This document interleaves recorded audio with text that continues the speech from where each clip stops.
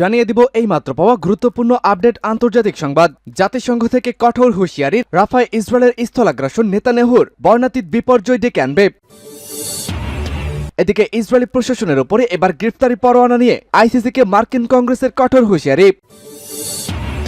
জানাবো ইউক্রেনের Harry Potter প্রাসাদে ক্ষেপণাস্ত্র হামলা রাশিয়ার। থাকবে মার্কিন 2 জাহাজে হুতিদের ভয়াবহ ক্ষেপণাস্ত্র হামলা। সর্বশেষ জানিয়ে দিব ন্যায় বিচার প্রতিষ্ঠার জন্য সংগ্রাম করো। ন্যায় বিচার সম্পর্কে পবিত্র কুরআনের যে 8টি আয়াত সবারই জানা থাকা প্রয়োজন। থাকবে এ ব্যাপারে বিস্তারিত। দর্শক শুনছিলেন সংবাদ শিরোনাম, এবারে থাকছে গুরুত্বপূর্ণ প্রতিবেদন। আমাদের ভিডিওটিতে একটি লাইক দিন এবং সংবাদটি কোন জেলা থেকে শুনছেন এবং দেখছেন কমেন্ট বক্সে লিখে জানান। আমাদের চ্যানেলটি সাবস্ক্রাইব করুন এবং পরবর্তী আপডেট সবার আগে পেতে সাথেই জুড়ে থাকুন। জাতিসংঘ থেকে কঠোর হুঁশিয়ারি, রাফায় ইসরায়েলের স্থলাগ্রাসন নেতানিয়াহুর বর্ণাতীত বিপর্যয় ডেকে আনবে।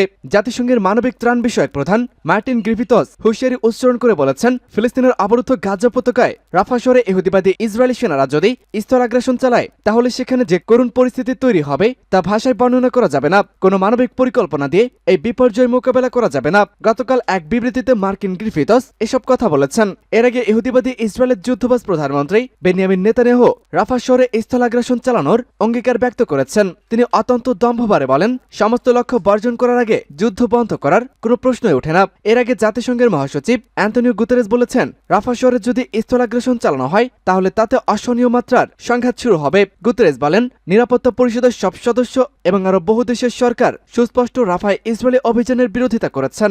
ইসরায়েলকে এই অভিযান থেকে বিরত রাখার জন্য প্রভাবশালী দেশগুলোর প্রতি তিনি জোর আহ্বান জানিয়েছেন।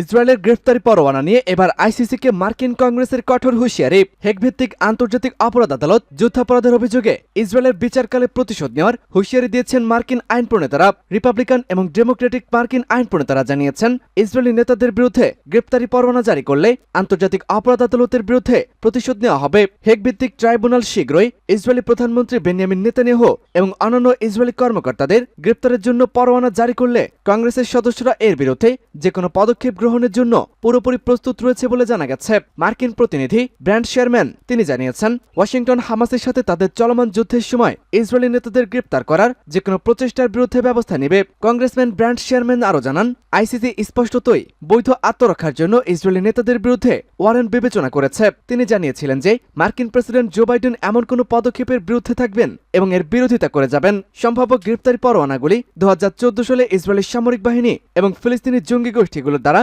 কথিত নৃশংসতার অভিযোগের আইসিসি তদন্তের সাথে যুক্ত। অ্যাক্সিওস সোমবার এক রিপোর্টে জানিয়েছে, আইসিসি যাতে নেতানিয়াহু এবং অন্যান্য কর্মকর্তাদের বিরুদ্ধে মামলা করা থেকে বিরত থাকে সেজন্য মার্কিন প্রেসিডেন্ট জো বাইডেনকে তিনি অনুরোধ করেছেন। এর আগে 2014 সালে ইসরায়েল এবং হামাস 1 মাসব্যাপী যুদ্ধে লিপ্ত হয়। তাদের সর্বশেষ সংঘাত এবং অক্টোবরে শুরু হয় যখন হামাস যোদ্ধারা দক্ষিণ ইসরায়েলের গ্রামগুলির বিরুদ্ধে আকস্মিক আক্রমণ করে বসে এবং ওই সময়ে 1100 জন ইসরায়েলিকে হত্যা করেছে। পাশাপাশি কয়েকশো জনকে জিম্মি করে গাজায় নিয়ে যায়। তারপর থেকে গাজা উপত্যকায় ইসরায়েলি আক্রমণে 34,000-এরও বেশি ফিলিস্তিনি নিহত হয়েছেন। জাতিসংঘের ইন্টারন্যাশনাল কোর্ট অব জাস্টিস জানুয়ারিতে একটি রায় জারি করে বলেছিলেন যে ইসরায়েলি বাহিনীর অবরুদ্ধ ফিলিস্তিনি ছিটমহলে যে গণহত্যা চলছে তা পুরোপুরি অভাবনীয়। ইউক্রেনের হ্যারি পটার প্রাসাদে ক্ষেপণাস্ত্র হামলা রাশিয়ার। ইউক্রেনের বিমানবন্দর শহর ওডেসায় রাশিয়ার ক্ষেপণাস্ত্র হামলায় অন্তত 5 জন নিহত ও 30 জনেরও বেশি আহত হয়েছে। এই হামলায় আগুনে পুড়ে গিয়েছিল হ্যারি পটার ক্যাসেল নামে একটি পরিচিত শিক্ষা প্রতিষ্ঠান। বুধবার এক প্রতিবেদনে যুক্তরাষ্ট্রের সংবাদ মাধ্যম সিএনএন নিউজ এই তথ্য জানায়। ইউক্রেনের প্রসিকিউটর জেনারেল অফিস থেকে প্রকাশিত হামলায় ভিডিও ফুটেজ দেখা যায়। সমুদ্রের কাছাকাছি একটি এলাকায় কয়েক সেকেন্ডের মধ্যে একের পর এক রাশিয়ান ক্ষেপণাস্ত্র বিস্ফোরিত হয়েছে। ইউক্রেনীয় কর্তৃপক্ষ জানায়, রাশিয়া এই হামলা চালানোর জন্য একটি ইস্কেন্দার ব্যালিস্টিক মিসাইল এবং ক্লাস্টার যুদ্ধাস্ত্র ব্যবহার করেছে। ইউক্রেনের প্রসিকিউটর জেনারেল অ্যান্ডি ক্রেস্টিন বলেছেন, আক্রমণের স্থান থেকে 1.5 কিলোমিটার দূরে ক্ষেপণাস্ত্র, অবশিষ্ট ধাতব টুকরো এবং ধ্বংসাবশেষ উদ্ধার করা হয়েছে। তিনি জোর দিয়ে আরো বলেন, রাশিয়ান সামরিক বাহিনী প্রচুর পরিমাণে হতাহতের উদ্দেশ্য নিয়ে ক্লাস্টার অস্ত্র ব্যবহার করেছিল। হামলায় আহত 30 জনের মধ্যে 2 শিশু ও 1 জন গর্ভবতী নারীও রয়েছে। এছাড়াও প্রায় 20টি আবাসিক ভবন ইতিমধ্যেই ক্ষতিগ্রস্ত হয়েছে। উল্লেখ্য, ক্লাস্টার যুদ্ধাস্ত্র ব্যবহার, স্থানান্তর এবং উৎপাদন একটি আন্তর্জাতিক চুক্তি দ্বারা নিষিদ্ধ করা হয়েছে, যা মূলত দ্য কনভেনশন অন ক্লাস্টার মিনশন নামে পরিচিত। তবে রাশিয়া ও যুক্তরাষ্ট্র কোনো পক্ষেই এই কনভেনশনে স্বাক্ষর করেনি।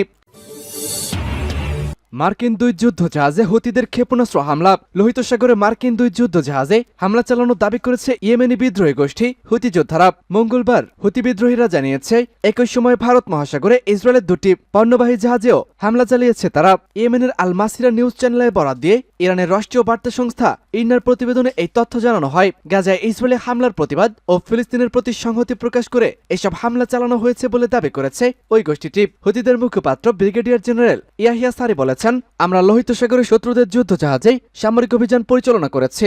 এর মধ্যে যুক্তরাষ্ট্রের দুটি যুদ্ধজাহাজ রয়েছে। হামলায় ড্রোন ব্যবহার করা হয়েছে এবং অভিযান সফল দাবি করে জেনারেল ইয়াহিয়া সারি বলেছেন, ক্ষেপণাস্ত্র ব্যবহার করে নৌ ও বিমান বাহিনীর সমন্বয়ে লোহিত সাগরে একটি যৌথ অভিযান চালানো হয়েছে।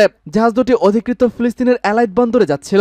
জেনারেল ইয়াহিয়া সারি জোর দিয়ে বলেন, ফিলিস্তিনের নিপীড়িত জনগণের সমর্থনে এবং ইয়েমেনের নিজস্ব সার্বভৌমত্ব রক্ষা করতে এই হামলাটি চালানো হয়েছে।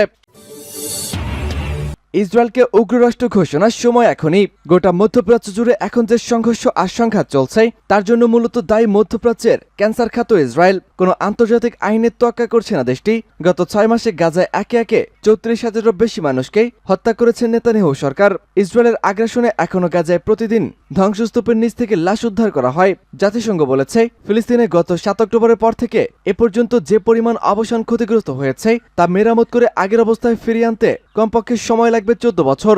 গাজায় ইসরায়েলের বর্বর ভয়াবহতা বোঝার জন্য খান ইউনিসে পাওয়া গণকবরের নির্দেশনায় যথেষ্ট।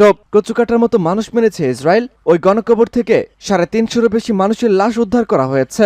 বর্তমানে গাজা উপত্যকার জনসংখ্যা 23 লাখেরও বেশি। এর মধ্যে প্রায় 95% মানসিক খাদ্য ঝুঁকিতে রয়েছে। কয়েকদিন আগে ইরানের সঙ্গে ইসরায়েলের সংঘাতেও মধ্যপ্রাচ্যে উত্তেজনা সৃষ্টি হয়েছিল। প্রথমে ইরানে হামলা করেছিল ইসরায়েল। সিরিয়ায় অবস্থিত ইরানের কনসুলেট ভবনে হামলা করা হয়। এতে ইরানের বেশ কয়েকজন কর্মকর্তার মৃত্যু হয়। আর এতে ক্ষুব্ধ হয়ে ইসরায়েলে হামলার ঘটনাটি ঘটায় ইরান।